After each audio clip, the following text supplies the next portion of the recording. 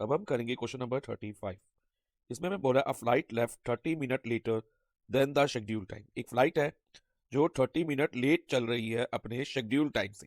Schedule time यानी कि fix time. मान लो जो फ्लाइट है उसको 7 PM पे लीव करना था, एयरपोर्ट से 7 PM पे उड़ना था, लेकिन वो 30 मिनट लेट हो गई।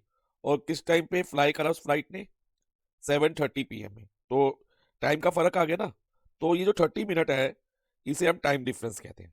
ओके, टाइम डिफरेंस मानेंगे, ये माइंड में रखना, भी आगे आपके काम आएगा ये 30 मिनट्स। और क्वेश्चन को हम आगे पढ़ते हैं। In order to reach its destination 1500 kilometre away in time.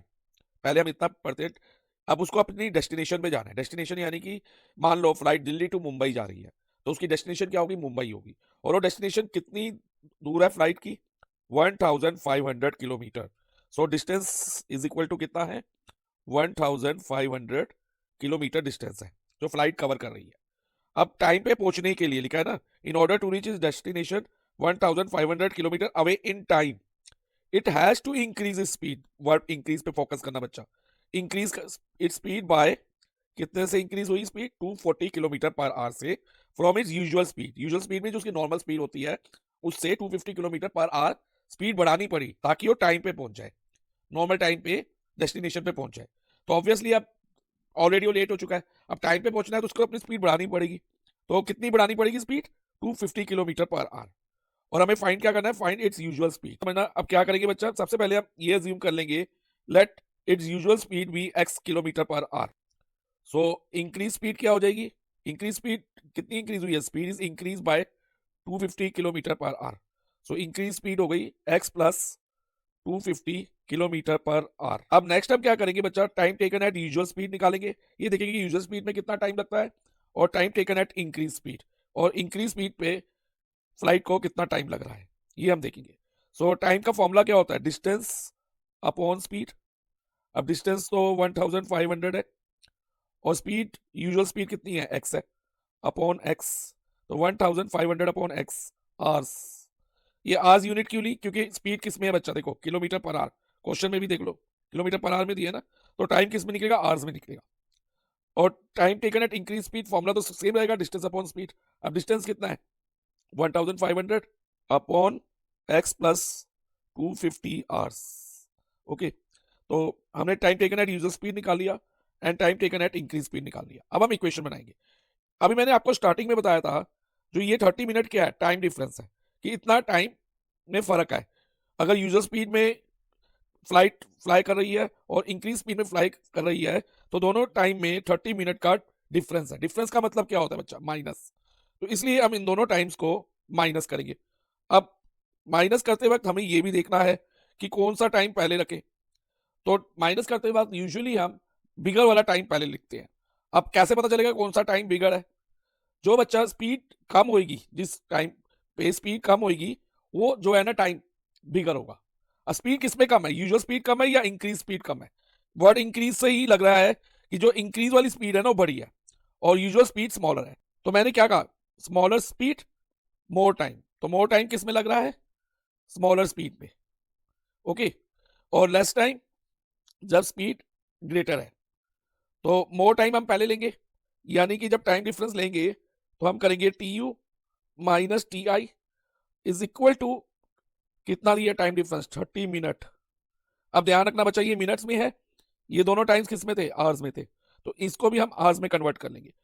Minutes को आवर्स में कन्वर्ट करने के लिए हम डिवाइड बाय 60 करते हैं, तो 30/60 हो जाएगा। अब हम वैल्यूज डाल देते हैं।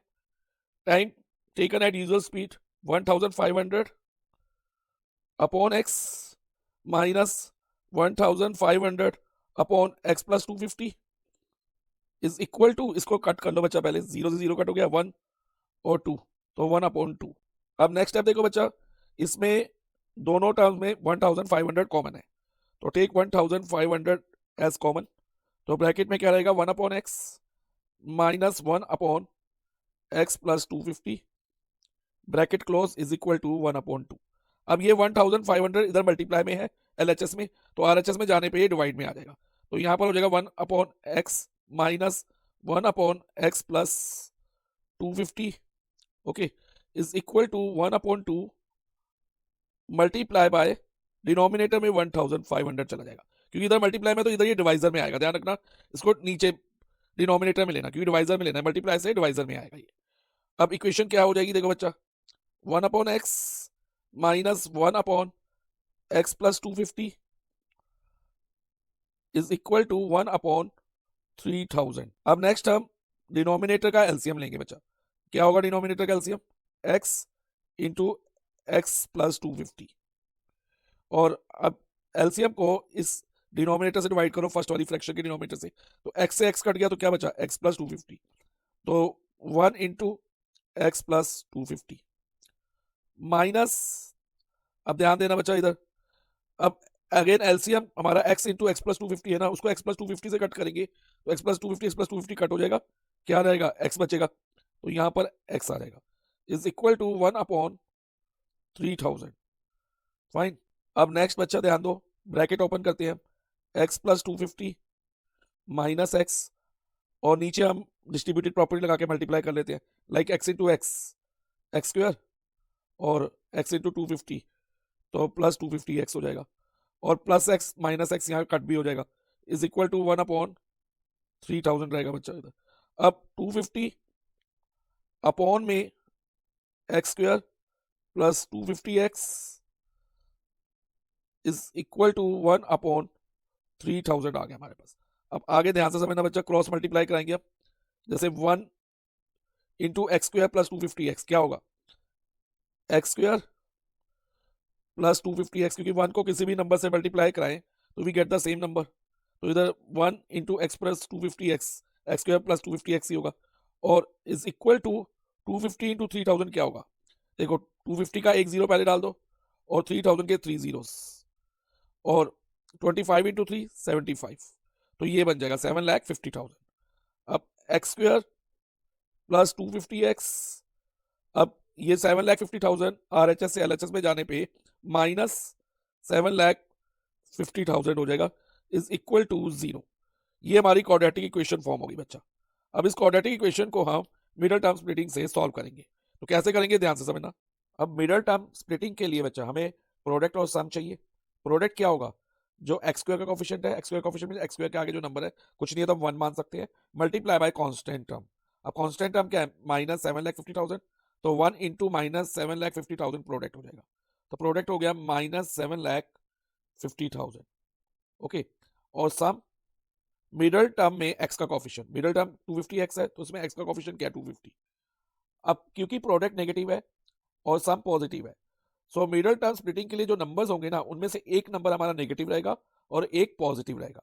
क्योंकि हमारा सम पॉजिटिव है तो हम ग्रेटर वाला नंबर पॉजिटिव रखेंगे और स्मॉलर नंबर नेगेटिव रखेंगे। तो अब प्रोडक्ट कैसे बन सकता है, ध्यान देना बच्चा। जैसे हमारे पास 7,50,000 है, इसमें हम क्या करेंगे, जो नंबर है, नंबर वाला पार्ट 75 इसको अलग से लिख लो, और जीरो वाले पार्ट को अलग से लिख लो, लाइक दिस 10,000। अब देखो क्या इन दोनों को लेके हमारा सम बन पाएगा, क्योंकि वन ऑफ द नंबर हमें नेगेटिव रखना है। तो मान लो मैं 75 के साथ माइनस रख लेता हूँ, अब माइनस प्लस माइनस, अब अगर बच्चा हम 10,000 में से 75 माइनस करेंगे ना, तो हमें 9,925 मिलेगा, जो कि 250 हमारा नहीं आ पा रहा। तो हमें क्या करना होगा, इस 10,000 में से एक जीरो कम कर दो और उस जीरो को 75 के आगे लगा दो, तो अब ये क्या बन गया, 750। अब माइनस 750 और 1000 को लेके देखो क्या 250 बन पा रहा है, माइनस प्लस माइनस, अब 1000 माइनस 750 250 बन रहा है ये, और साइन ग्रेटर का तो प्लस 250 हो रहा है। ओके, तो हमारे मिडिल टर्म के यही दो नंबर रहेंगे, कौन से, माइनस 750 और 1000। तो अगर हम नंबर लिखें तो x square minus 750x plus 1000x minus 7,50,000 is equal to 0। अब फर्स्ट टू टर्म में हमारे पास ओनली वेरिएबल में कॉमन है x, तो हम x कॉमन ले लेते हैं, तो ब्रैकेट में रहता है x minus 750 plus last two term में हमारे पास 1000 कॉमन ले सकते हैं बच्चा। देखो 1000 कॉमन लेते हैं तो ब्रैकेट में क्या रहेगा, x रह जाएगा, और 7,50,000 में से 1000 बाहर लेंगे तो 750 बचेगा, माइनस 750 इज इक्वल टू 0। अब देखो बच्चा इन दोनों में क्या कॉमन है, x माइनस 750, तो take x minus 750 as common, bracket में क्या बचेगा, एक बचेगा x प्लस, प्लस का साइन है देखो बच्चा इधर, और 1000 x plus 1000 is equal to 0। अब क्या करेंगे, पहले हम लिखेंगे x minus 750 is equal to 0 and x plus 1000 is equal to 0।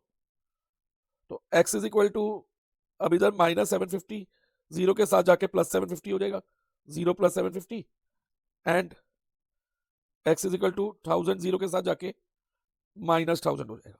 Okay, लेकिन हम x is equal to minus 1000 को निगलेक्ट करेंगे। क्यों? क्योंकि स्पीड कभी भी नेगेटिव नहीं हो सकती, क्योंकि हमने यूजर स्पीड x मानी थी, तो हम x की नेगेटिव वैल्यू को निगलेक्ट करेंगे, क्योंकि speed can never be negative. तो स्पीड ऑफ द फ्लाइट क्या रहेगी, 750। तो फाइनली हमारा आंसर होगा usual speed of flight is equal to 750 kilometre per our.